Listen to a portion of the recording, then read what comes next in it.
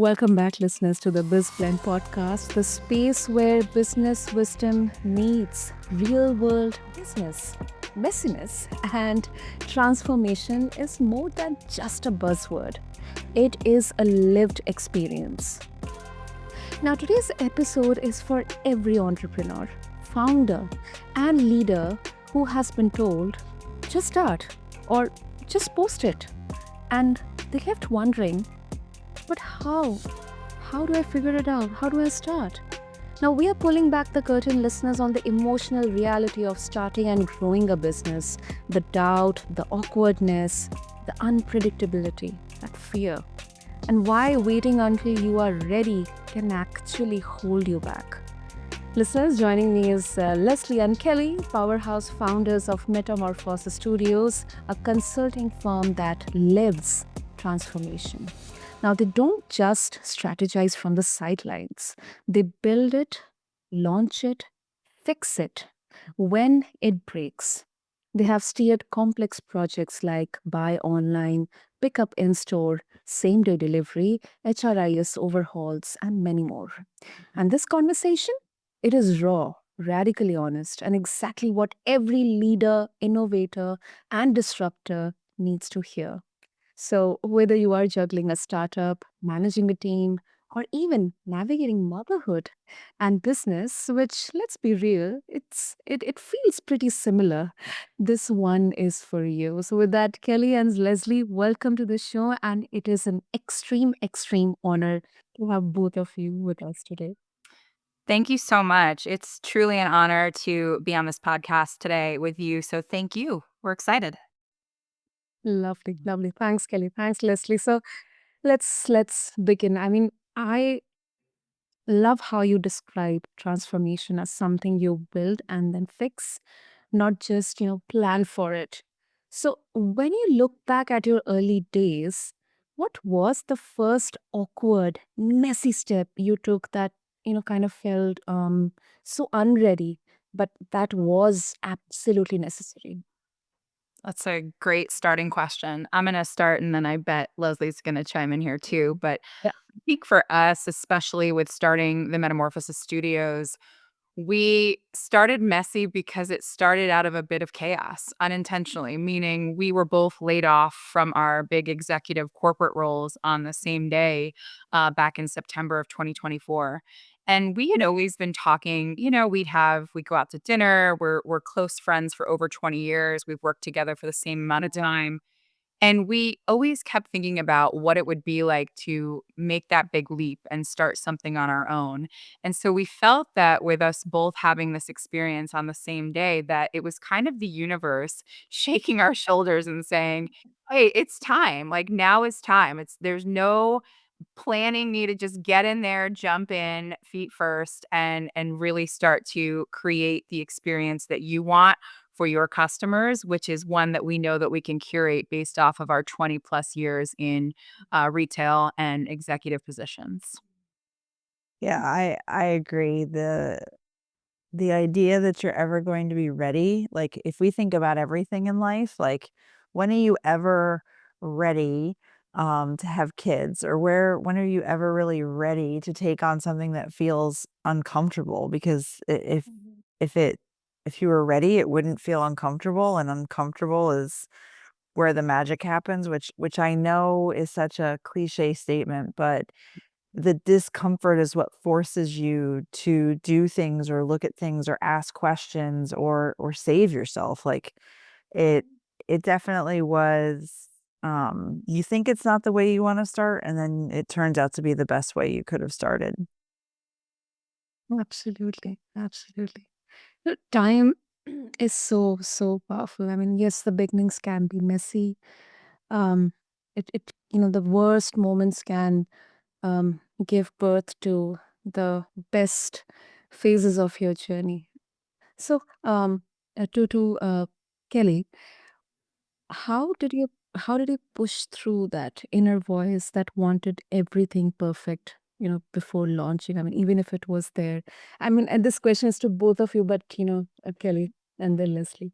Yeah. I think it's a great one because especially starting with me, we chuckle all the time about how if I could have a perfect world, I would have my entire life spreadsheeted out for every plan by plan, line by line, detail executed flawlessly. And we all know that that is not the way life works. So this was a true test for me of real transformation, meaning every day we are learning something new as business owners. And there's transferable skills from what we did as executives in big organizations, but there's also these areas of, oh my goodness, it's just us. We don't have those big teams we had in the world of corporate. And there's brand new things that we need to learn, like creating our website. And it sounds silly, but these things really do start to bend your learning curve in a way that it feels uncomfortable, but yet it's so exciting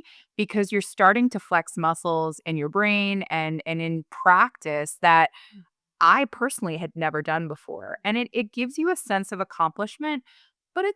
it's a little scary too. So it's a bit of we call it our emotional roller coaster, of being, in the world of entrepreneurial life. And, as I swing low, Leslie swings high, so we keep each other encouraged day to day in our partnership.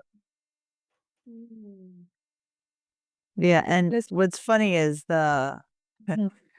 her and you said inner voice wanting things to be perfect, and Kelly talks about wanting to lay everything out on a spreadsheet, and it's kind of ironic that in our partnership, my inner voice is the one that just says, "Go." Like, I I I rewind and start writing things down after 17 things have been accomplished, and I have the desk that looks like chaos, but I know exactly where everything is. And I just am like, go, do, try. It doesn't mean that it's not scary because, by the way, I think that reaction is it's more uncomfortable to sit still than it is to take action. So just do it. So it's been an interesting harmony, I'd say, between Kelly and I in the fact that we do things differently, but then it causes the other one to be curious, and she'll either save me from walking off a cliff by being like, "Hold on, let's organize that first," or sometimes I might be like, "Who cares? Let's just do it. What's the worst that's gonna happen? We are each other's worst judges, and that's the worst that's gonna happen." Well, that is I can so connect with that. I mean, the journey which I started, or let's talk about this podcast. Healthy Mind by Avik started was, so Avik also, we kind of had this beginning just right after the layoff, and again, the beginning was really messy. It was scary. Mm. you know, going through days and nights, endless days and nights, strategizing, brainstorming, discussing. So Avik was kind of executing everything, and I was contributing to probably any creative or any business related outputs, sorry, inputs. It's kind of that harmony which is created, and even if um, he's like, okay, let's do this, you know, someone is there, kind of a critic or a not exactly judge, but critic there. Okay, let's be careful. Yes, let's do this, but let's also be mindful about these factors. If I feel something isn't working out, let's brainstorm once again and then let's quickly execute. Go ahead with it. So I absolutely love how this equation is balanced and harmonized. Okay. Okay. So, Kelly, overthinking content is something we all do. I have done. We all have done, especially when we feel like the stakes are really, really high. So, what advice do you give to founders who kind of, get into that paralysis by waiting for that right moment, right message, or maybe the right perfect LinkedIn post or something like that? It's a great one because I think it's so easy to fall into the trap and the cycle of overthinking. I definitely fall into that. That's a bit of kryptonite for me personally, but I would say that some of the tactics that I've started to tap into are actually with the and I liked how you staged it before about the harmony, right? Of it all, like taking my physical presence and placing it into a new environment, even if that means just getting away from my screen for a few, going on a walk outside, taking in nature, and allowing my thoughts to kind of organically settle down. There's clarity that comes with that, and it doesn't have to be that, it could be something else, but something that allows you to quickly shift and be able to get out of that, for me, sometimes it's doom cycling and, like, spinning in my brain, and being able to kind of reset and recalibrate before I come back and say, "Okay, let's just, you know, press on the gas and let's get this going." It might not be perfect, but we're going to live and learn as we put this product out there, as we do this thing for this client. Hmm. Yeah, definitely, that is you. That is you. And Leslie, if you would like to add anything to it. Yeah, I think, the art of being authentic or maybe the power of being authentically you definitely will resonate. I think before you were talking about the, um, either judgment or criticism, and I think it's been a phrase that's been around for a while, but the more that we've had to do this on our own, the more it has become true of, like, no matter what you do, someone is going to judge and someone is going to have an opinion, and the opinion that matters the most is yours. And the fact that if you are showing up to represent yourself, your work, your ideas, whatever it is, in a way that is authentically you. I think about whether public speakers or authors, right? There's all these different people that we are drawn to and have a preference of. Your favorite author might not be my favorite author. Well, I'm not everybody's cup of tea either. So as long as I show up who I am and what I stand for, I will attract the right people for me and vice versa. Mm. Yeah, that makes sense. That makes sense. And I mean, the question is for both of you. Can you share a time when something imperfect that you shared actually resonated more because of its honesty, its rawness? It's a good one. I think there's a level of authenticity that and realness that Leslie and I take as our approach and almost our mission and our values associated to the Metamorphosis Studios, that just kind of organically flows in our day to day. Meaning, we really live and die by the fact that we want to make sure that every interaction we have with anybody, any meeting, any new potential clients, any current clients, and just people in our day to day lives, we want to leave them better than we found them. And I think by kind of having that as our North Star guidance in this world, it allows us to be approachable, and it allows us to have a level of authenticity in all of our interactions that just creates really open and transparent communication, and really allows people, I think, to feel comfortable that they have an audience that's going to actively listen, understand what problems they might be trying to solve or what help they need, and us then have the ability to really diagnose and be able to roll up our sleeves and help them get it done together, so that when we do, whether it's, the finish of our project or the finish of our time with them, they're able to, walk this earth being, better off that they were engaging with us. Yeah, I also think about this is like super specific, but earlier you were asking about, posting stuff or putting your content out there in whatever format it is. My example would be very specific, but it's funny that one day Kelly and I decided to share some like behind the scenes bloopers of the work we were doing. And when I tell you the amount of people that said it made their day, they felt like they were there with us. They felt like this energy and like the responsiveness to literally showing where we don't get it right and being vulnerable enough to show up and show where we don't get it right.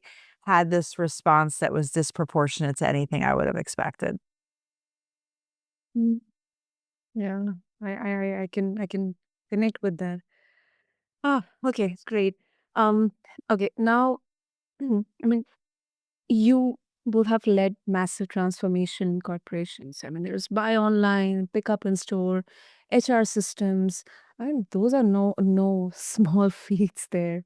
But how do you help leaders navigate this emotional roller coaster of change, especially when they feel out of control? Because some leadership models, traditionally have been focusing heavily on process, structure, almost kind of sidelining emotions. Yeah, that's a great question. So I think there's power in their people, meaning actively listening to your people, listening to the real humans that every day step into that building and do the amazing jobs that help make everything happen for your organization. And there's power to those people and their opinions and their ideas, and being able to be a leader that is open to great feedback from your team to be able to continuously improve how this company can take care of those people and create and foster an environment of support. It will allow your team to be at their best every day, to show up to do the best job. And that will organically allow your organization to thrive and to grow. And you'll see it in, all of your P&Ls and your sales. Like, it just comes as a natural byproduct of really putting your people first. And I think a lot of companies do a really good job of putting that on really cool PowerPoints and signs in the office that talk about how important their people are. But it lives and breathes in the day-to-day actions and the way that they actually listen to their people. Right. That's so right. I also Yes. think it yes, I also think advising them on to what degree are you actually getting out there and talking to your people? And I say your people, I mean, if I was talking to a CEO, I would be like, "So, not your SVP, not your VP, maybe not even your director. Like, when's the last time you took 15 minutes to talk to one of the managers on the team that's actually having to figure out how to take the business requirements and translate them into requirements that your team knows how to build against? And how do you know that you're testing against the right things? And then once it actually flows to the customer, sometimes I think people get caught up in building what they think they need because it will drive their needs, but it might fall flat because once it's out there for the customer might say, "Well, this is cool, but this is not what I needed." And, like, if you've gotten that far, you're a little bit already in trouble, but, um, I don't know, I think Kelly's point about we can talk a good talk and put it on a piece of paper, but what are the actions and timing that you're committing to? And then where's the humility? Um, because there's a lot of ideating and strategizing on what sounds good in theory to either drive sales or drive new customer acquisition or increase customer loyalty or trips or all the metrics that we can throw out there. Um, but do you know how to live it? Like, we've worked in organizations where title didn't matter and Mhm. those people would get out, if it's a brick and mortar retailer, get out there on the sales floor and talk to customers, pick up trash off the floor. Like, there's got to be a level of humility and connectedness that goes beyond a conversation. I think they, wanna be part of the planning and the strategy conversation, and that's where it stops, and that to me is the danger zone, it can't stop there. Definitely, definitely. That is quite pragmatic, and I do believe, because now we are gradually embracing the emotional side of, when it comes to leadership. Yeah, I mean, metrics, data, and reports, slides, and everything, they do matter because they help us in getting a structured view of, let's say, PI. planning for a course correction. However, I think intuition, then, having that empathy. I have had lots of conversations on servant leadership. So I think, with more and more conversations like this, and the new age of business bringing this concept into it, I think, we are in that, process to embrace. So I really am kind of bullish for getting the emotion into the boardrooms in there. Let's see how it goes. But thank you to both of you for sharing your views on this. And now this is my favorite question. Motherhood and business. They both have this in common. No matter how many parenting books you read, no matter how many advices you receive, you are never fully prepared. Almost haven't yet had the bliss of motherhood. However, every time I see my friends or my colleagues embracing that, I have seen my mother. So it's a different, it's the uncharted waters. So, how has motherhood, or rather working with mothers, shaped both of your approach to business transformation? This is also my favorite question. So I have a unique motherhood experience in the sense that I had the opportunity to become a bonus mom to three wonderful and beautiful kids. And talk about not being ready. That happened practically overnight as I met their dad and started, my relationship with him. And so talking about like we did earlier about jumping right in feet first and just kind of taking it day by day, that's absolutely how I was able to approach it. And I think the most beautiful lesson that I got was that if you really every day approach everything around love and how I can help that other person, it organically becomes a routine that you're very good at.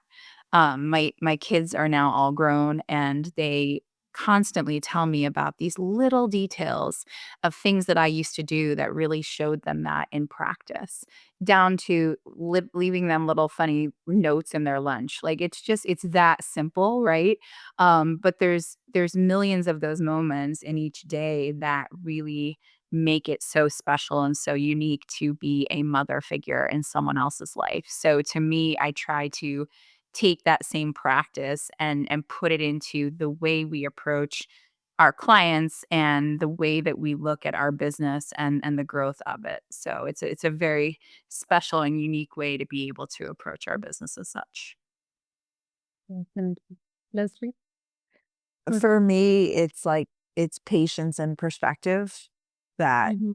without becoming a mom, maybe I would have learned the lesson some other way. I can't Mhm. say that I wouldn't have, but um the perspective you gain instantly is wild, undescribable, and I don't know um that you can know it without doing it. Again, maybe there could have been another lesson.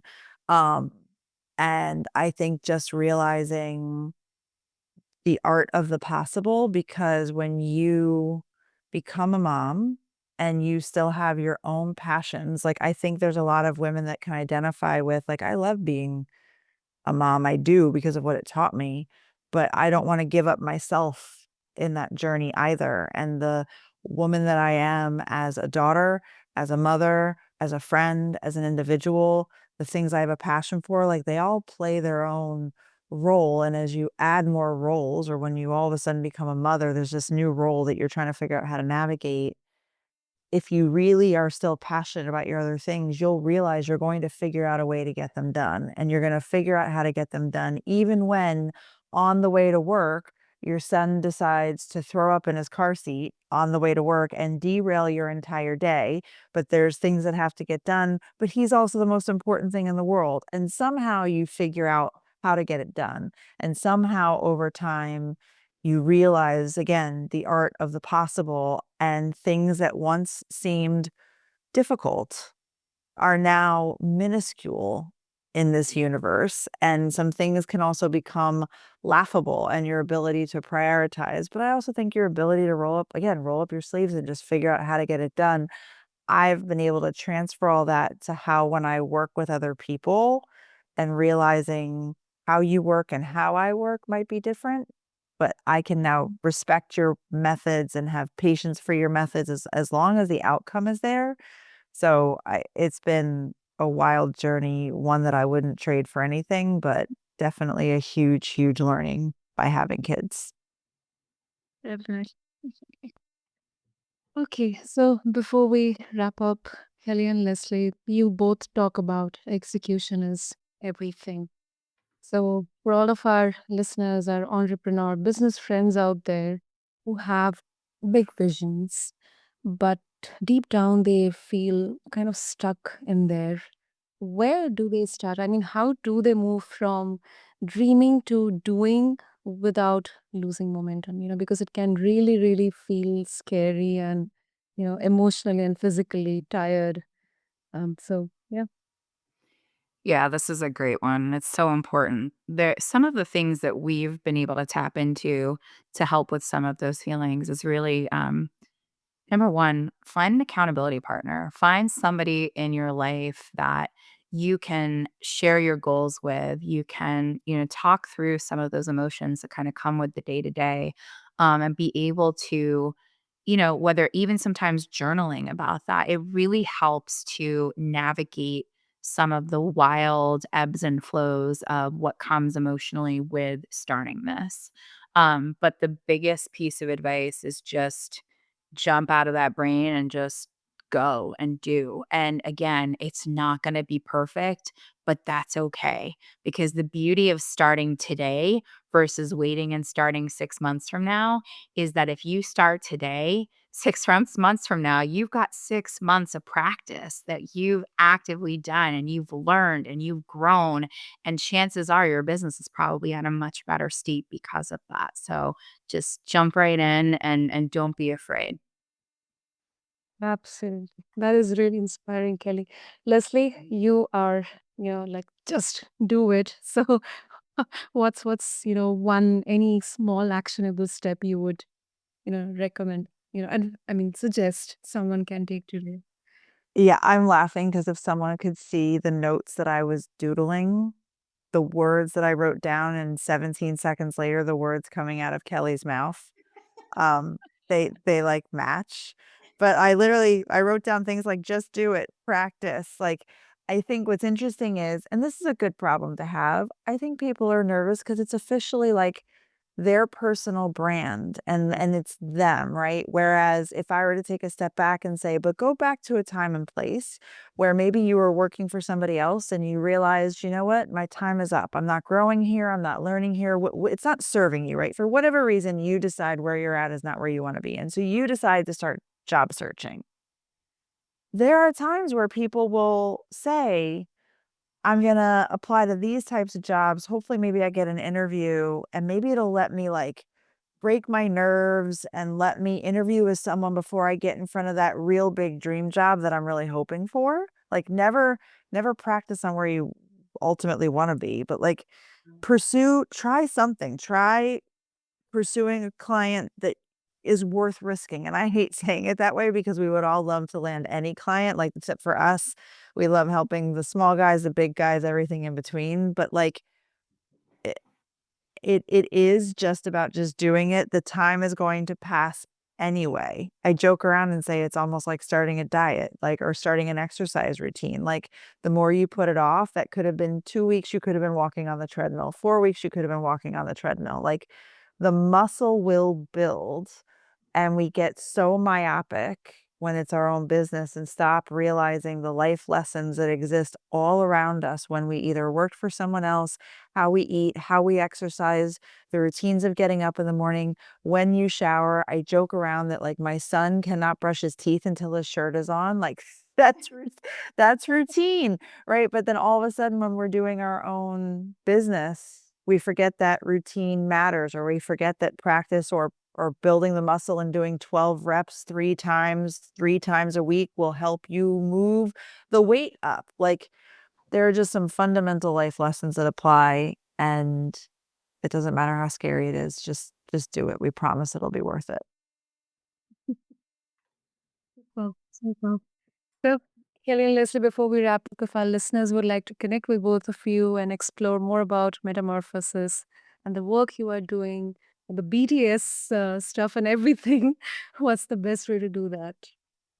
Absolutely. They can visit us at www.themetamorphosisstudios.com.